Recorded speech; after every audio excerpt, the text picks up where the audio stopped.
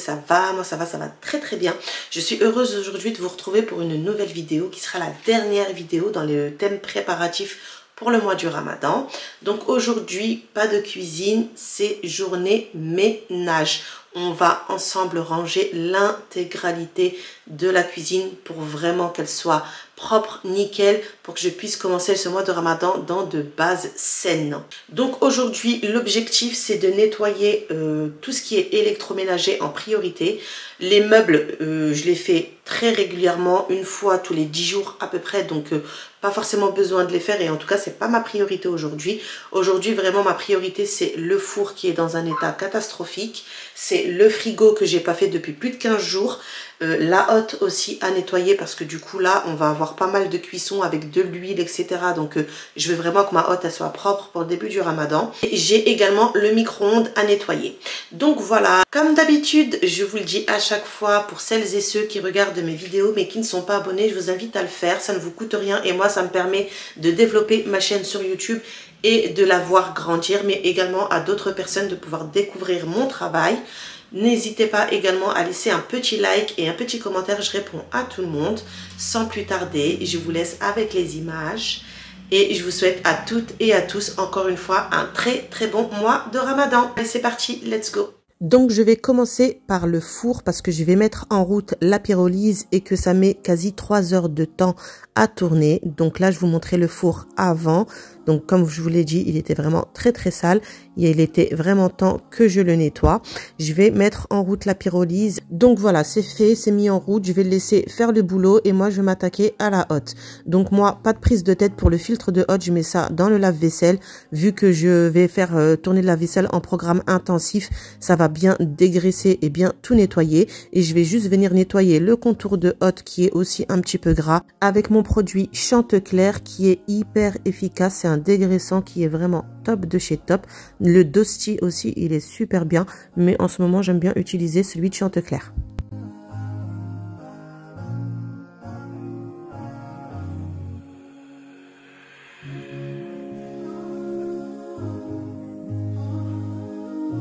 J'en profite également pour venir passer un coup sur le mur côté plaque de cuisson parce que avec les éclaboussures, avec malgré qu'il y a la hotte, les vapeurs etc, il y a beaucoup de gras qui vient se déposer sur ce mur là, donc j'essaie de le faire quand même assez régulièrement aussi, et là ça faisait un petit moment que je l'avais pas fait, donc c'était l'occasion aussi pour le faire et passer un coup dessus.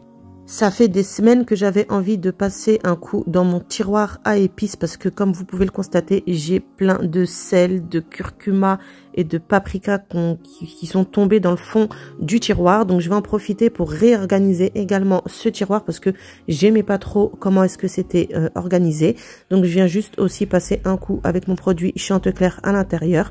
Je vais bien rincer ensuite ma lavette pour bien repasser un coup avec la lavette propre sans le produit. Je vais également en profiter pour nettoyer les supports de pot à épices parce que du coup, les supports, ça se remplit extrêmement vite au niveau des épices aussi quand ça tombe, etc. Et ça se salit très très vite. Donc je vais également passer un coup dessus, mais c'est top parce que du coup, ça me permet quand même d'en avoir moins dans le tiroir, même si on a quand même. Mais c'est vrai que c'est plutôt au niveau des supports que ça s'accumule et ça protège quand même malgré tout le tiroir un maximum des petites épices qui viennent se déposer dedans. Donc je vais passer le tout dans l'eau et je vais venir les nettoyer avec mon liquide vaisselle.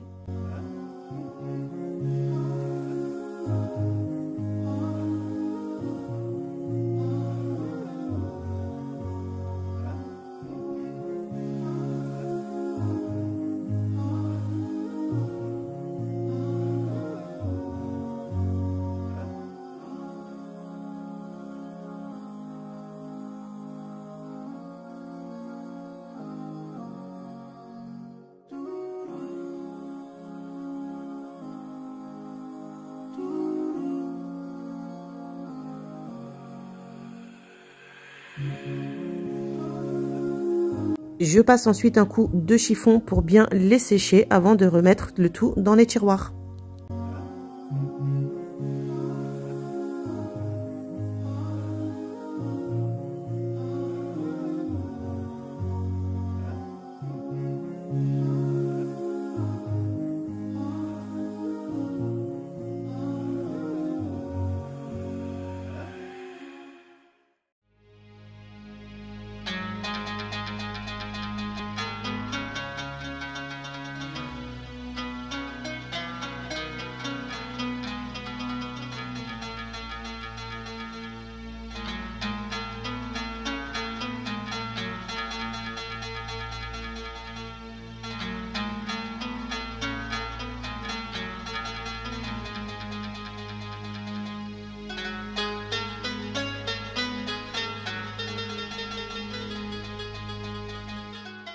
Tant que j'y suis, je me suis dit pourquoi pas réapprovisionner l'ensemble des petits pots. Donc j'ai sorti mon petit panier. Ça c'est un petit panier dans lequel j'ai toutes mes épices en provenance du Maroc. Voilà, donc moi j'achète quasiment pas mes épices ici en France. L'intégralité de mes épices arrive directement du bled. Donc soit je les rapporte avec moi quand je vais là-bas, ou bah, c'est mes parents qui me les rapportent quand ils sont de retour du bled.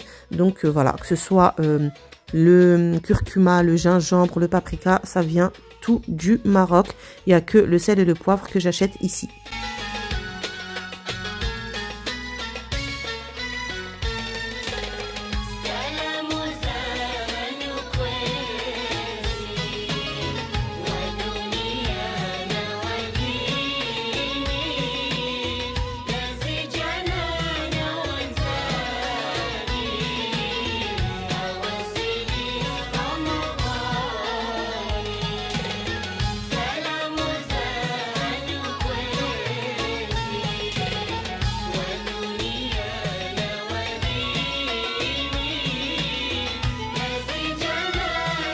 Donc j'ai décidé de réorganiser d'une autre manière mes épices et de les mettre toutes du même côté.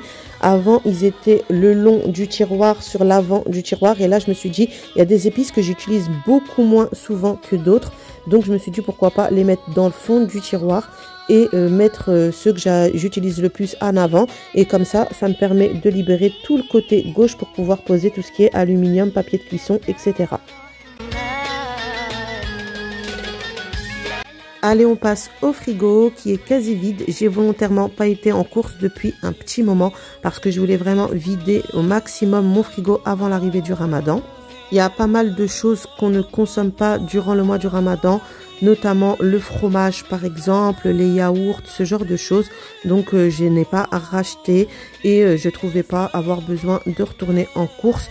J'irai en course du coup là que la semaine prochaine, Inch'Allah, pour pouvoir acheter ce qui me manque pour pouvoir commencer mes menus.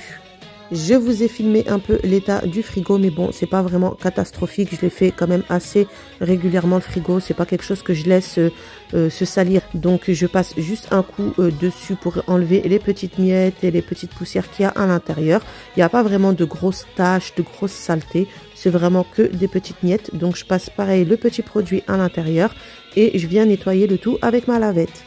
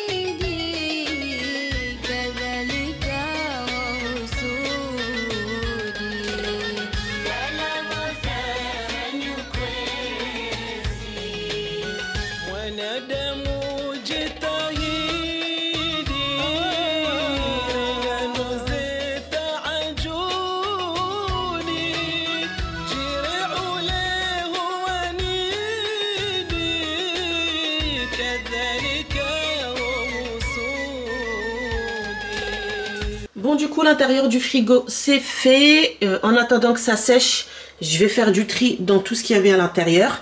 Je vais également nettoyer les bacs à légumes qui sont là. Je les ai posés par terre. Regardez, ils sont pas très sales en vrai. Parce que je mets du sopalin dans le fond et du coup, ça se salira moins rapidement. Mais ils sont quand même un petit peu sales. Donc, je vais passer quand même un coup à l'intérieur. Voilà, donc là j'ai tout posé ici, je vais faire du tri dans ce qu'il y a à jeter et ce qu'il y a à garder au niveau des dates, etc.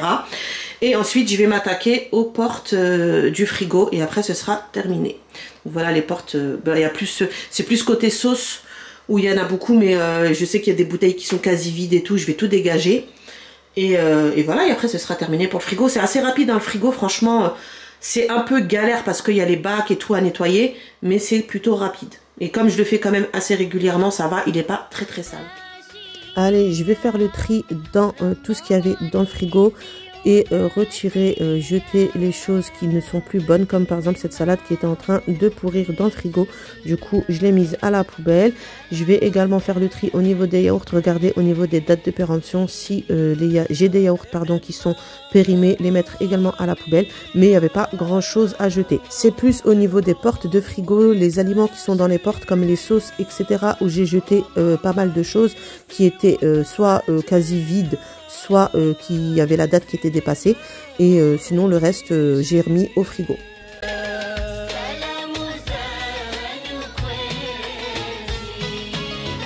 Après avoir tout remis dans le frigo, je vais passer au nettoyage des bacs à légumes. Donc comme je vous ai dit, je suis contente d'avoir ce lavabo qui est assez profond pour pouvoir laver notamment les bacs à légumes et les grosses cocottes. Je vous avais dit avant, j'avais un petit lavabo tout rond en plus et c'était une galère pour le faire. Donc là, c'est hyper facile de nettoyer ce genre d'accessoires de frigo ou des grosses casseroles dans ce lavabo là. Donc c'est plus une corvée de le faire. Avant, je galérais vraiment et là, c'est hyper rapide. En plus, j'ai mon petit robinet qui se tire comme ça. Donc ça, c'est vraiment, vraiment top.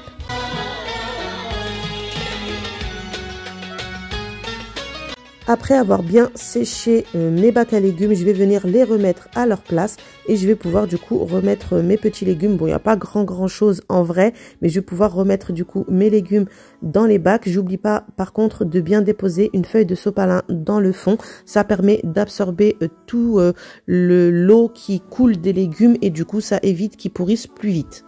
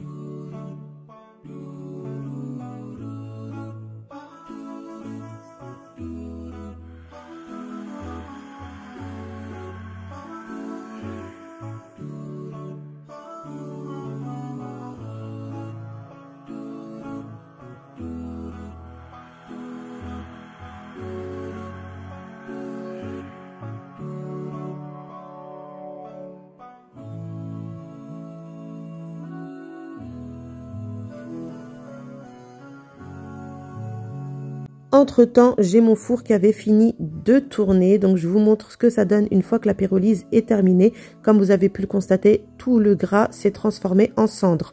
Donc je viens juste passer un coup d'éponge rapide avec mon petit produit. J'ai pris l'éponge avec laquelle je fais la vaisselle, pardon, parce que je comptais la changer ce jour-là. Donc je me suis dit, tant qu'à faire, je vais nettoyer avec celle-là et la mettre à la poubelle juste après.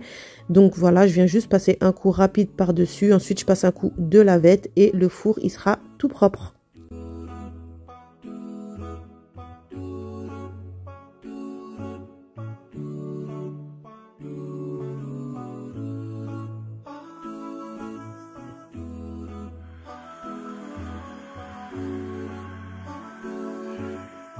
J'ai juste utilisé ce petit, je sais plus comment on appelle ça, là, les fils de fer, mais mous, pour gratter le contour de la vitre, parce que ça, c'est un endroit qui est très compliqué à avoir, même avec la pyrolyse. Et du coup, comme le four, il était encore légèrement chaud, je me suis dit, j'allais frotter directement avec ça. Je sais plus comment ça s'appelle, ça. Et du coup, j'ai réussi quand même à faire partir le plus gros.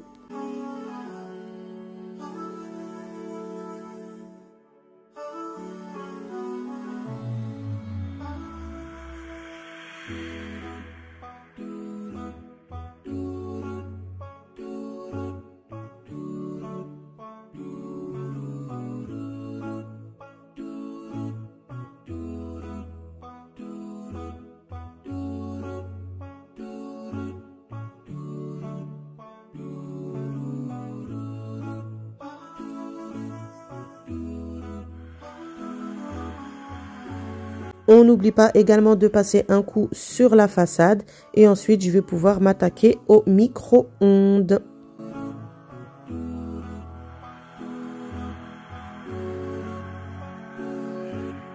Regardez l'état du four une fois que j'ai terminé. C'est pas hyper satisfaisant d'avoir un four qui brille comme ça là. J'aime trop cette fonction là du four, je la trouve incroyable. Franchement, avoir un four comme ça limite tout neuf, c'est hyper agréable. Pareil, le micro-ondes, il n'y avait pas grand chose à faire. J'ai juste passé un coup de lavette avec le produit. J'ai nettoyé la petite assiette qu'il y a sur le dessus. C'était vraiment propre. Il n'y avait pas beaucoup de saleté ni de gras. En règle générale, je le fais aussi régulièrement. Et après, souvent, des fois, il y a les petits qui me renversent des trucs dedans ou qui mettent un truc sans la cloche et du coup, ça explose dans le micro-ondes. Mais là, ce n'est pas arrivé depuis la dernière fois que j'ai nettoyé. Donc, il est resté propre. Allez, une fois que j'ai tout terminé, je viens juste passer un coup sur le sol. Comme je vous ai dit, ce carrelage là, il est incroyablement beau, mais qu'est-ce qu'il demande de l'entretien. Le blanc brillant comme ça, c'est nettoyage quotidien, voire plusieurs fois par jour. Moi, je suis devenue esclave de ce carrelage. Je l'aime d'amour, hein. Je l'aime vraiment beaucoup ce carrelage, mais franchement, c'est tous les jours et des fois plusieurs fois par jour. Là, pour vous dire, j'ai passé le Tineco, peut-être une heure après, même pas, c'était de nouveau sale.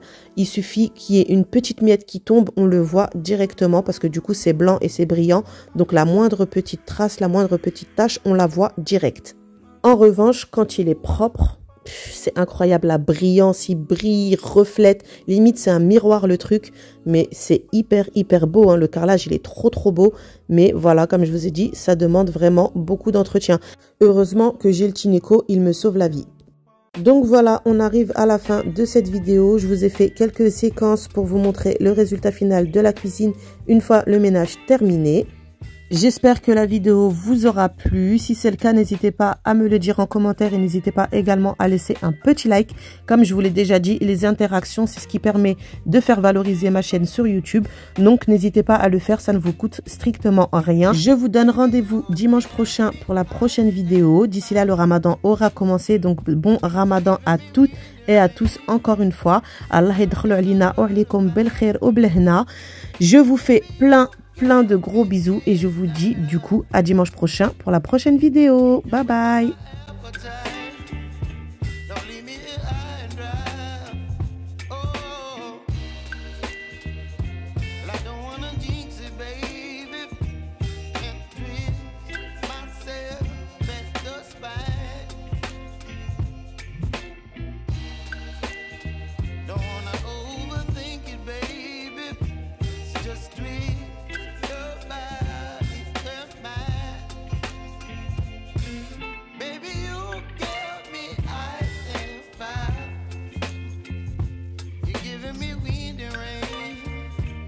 Some kind of